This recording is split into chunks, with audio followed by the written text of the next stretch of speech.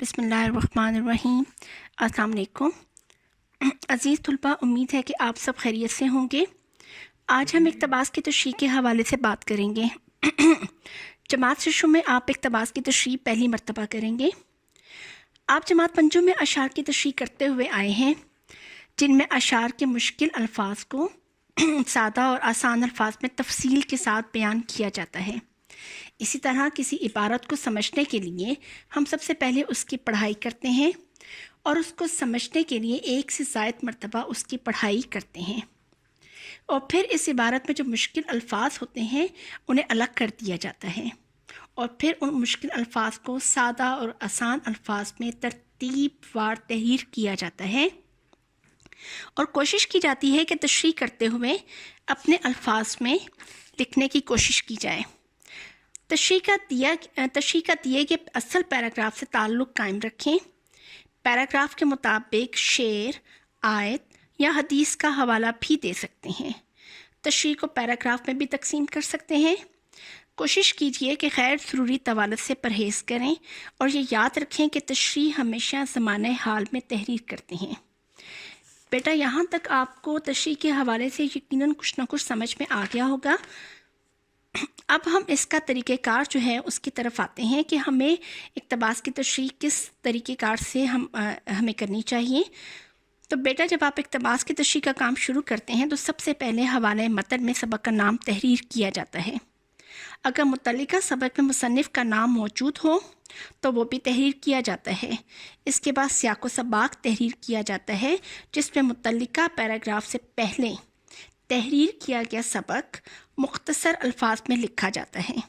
اس کے بعد مشکل الفاظ کے معنی اور پھر تشریح لکھی جاتی ہے۔ اب ہم بطور نمونہ ایک پیراگراف کی تشریح کرتے ہیں۔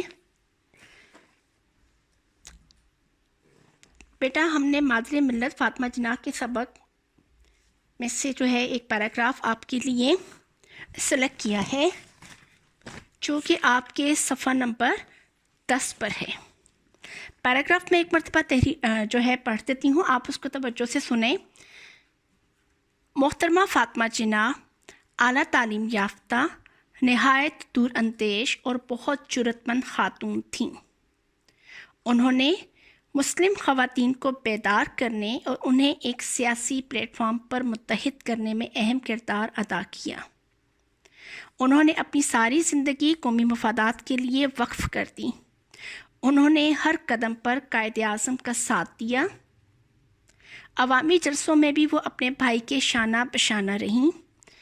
وہ خواتین کے قومی، سیاسی اور سماجی کردار کے ساتھ ساتھ ان کے گھریلو کردار سے بھی براہ راست وابستہ تھیں۔ تو بیٹا، اس پیراگراف میں آپ نے کچھ الفاظ جو ہیں مشکل الفاظ آپ کو جو ہے نظر آ رہے ہوں گے۔ آپ ان کے الفاظ معنی پہلے کر چکے ہیں۔ اگر آپ کو الفاظ معنی یاد ہیں، آپ نے ان کو یاد کیا ہے، تو یقیناً جو ہے آپ کے لیے دور اندیش، جرأت مند، بیدار، پلیٹ فارم یا پھر اس طرح کے جو الفاظ آپ کے اس پیراگراف میں کچھ مشکل ہیں، ان کے معنی آپ کو سمجھنا کوئی مشکل نہیں ہوگا۔ ایک دفعہ آپ کی آسانی کے لیے کچھ مشکل الفاظ کی میں جو ہے آسان الفاظ میں آپ کو وضاحت کر دیتی ہوں، جس میں آپ کے لیے جو ہے پیراگراف کی پہلی لائن میں جو لفظ تحریر کیا گیا ہے اس کا لفظ ہے دور اندیش۔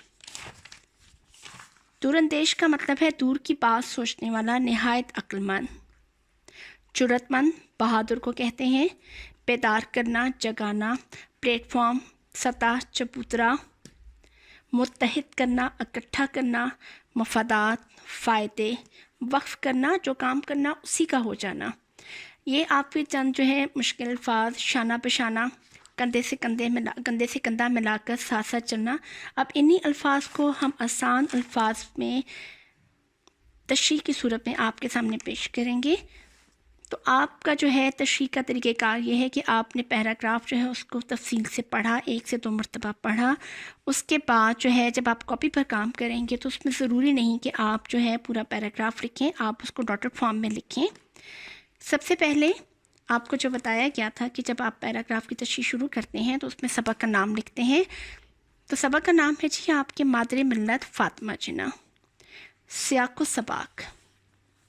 سیاق و سباق میں آپ نے سبق میں جو پیراگراف سے پہلے کے حالات ہیں ان کو مختصر الفاظ میں تحریر کرنا ہوتا ہے.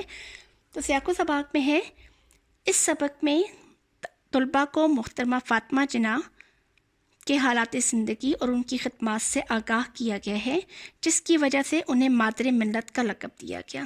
انہوں نے تحریک پاکستان میں قائد اعظم کی شانہ بشانہ اور مسلم خواتین کی بیداری اور انہیں مسلم لیگ کے پلیٹ فارم پر اکٹھا کرنے میں اہم کردار ادا کیا. انہیں قائد اعظم سے بے پناہ محبت تھی. انہوں نے ساری زندگی بھائی کا ساتھ دینے اور ملک و قوم کی خدمت میں وقف کر دی. اب اسی پیراگراف کے جو ہم نے کچھ مشکل الفاظ آپ سے ابھی ڈسکس کیے تھے انہی کو ہم تحریر کریں گے. نمبر 1، دور اندیش، دور کی بات سوچنے والا، عقل مند. بیدار کرنا، جگانا. نمبر 3، پلیٹ فارم، سطح، چبوترا. نمبر 4، مفادات، فائدے. اب اس پیراگراف کی ہم تشریح کریں گے. جی بیٹا تشریح دیکھتے ہیں اس پیراگراف کی. اس پیراگراف میں محترمہ فاطمہ جناح کے ذاتی اوصاف یعنی کہ ان کے کردار کی جو ان کی ذاتی خوبیاں تھیں ان کے بارے میں بتایا گیا ہے کہ آپ ایک نہایت پڑھی لکھی، عقل مند اور ذہین خاتون تھیں. انہوں نے اس وقت کے حالات کو مد نظر رکھتے ہوئے یعنی کہ ان کو اپنے ذہن میں رکھتے ہوئے آپ نے کیا کیا کہ مسلم خواتین میں آزادی کا جذبہ پیدا کیا اور ان میں سیاسی شعور پیدا کرنے کے لیے ان کو اکٹھا کیا اور ان کو اس بات کی آگاہی دی، ان کو اس بات کے بارے میں بتایا کہ خواتین گھریلو ذمہ داریوں کے ساتھ ساتھ سیاسی میدان میں مؤثر کردار ادا کر سکتی ہیں. انہوں نے مسلم خواتین کو مسلم لیگ کے مقاصد سے آگاہ کیا اور ان کو منظم کیا، ان کو اکٹھا کیا. انہوں نے مسلم خواتین کو آگاہ کیا کہ ان کا آزادی کی تحریک میں مردوں کے شانہ بشانہ کام کرنا کتنا ضروری ہے. آپ کی کوششوں کی وجہ سے مسلم خواتین نے مردوں کے ساتھ آزادی کی تحریک میں حصہ لیا. فاطمہ جناح نے اپنی تمام زندگی ملک و قوم کے فائدے کے لیے وقف کر دی. انہوں نے ہر موقع پر قائد اعظم کا ساتھ دیا. انہوں نے قائد اعظم کے ساتھ مل کر تعمیر وطن میں اہم کردار ادا کیا. آپ نہ صرف گھریلو زندگی میں قائد اعظم کے ساتھ رہیں بلکہ تمام سیاسی امور میں ان کا ساتھ دیا اور ان کی حوصلہ افزائی کی. تو یقیناً بیٹا آپ کو پیراگراف کی تشریح کا طریقہ کار سمجھ میں آ گیا ہوگا اور مشکل الفاظ کی وضاحت بھی ہو گئی ہوگی.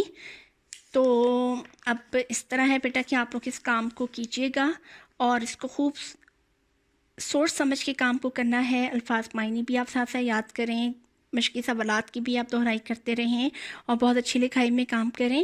اللہ تعالیٰ آپ سب کا حامی و ناصر ہو. اللہ حافظ.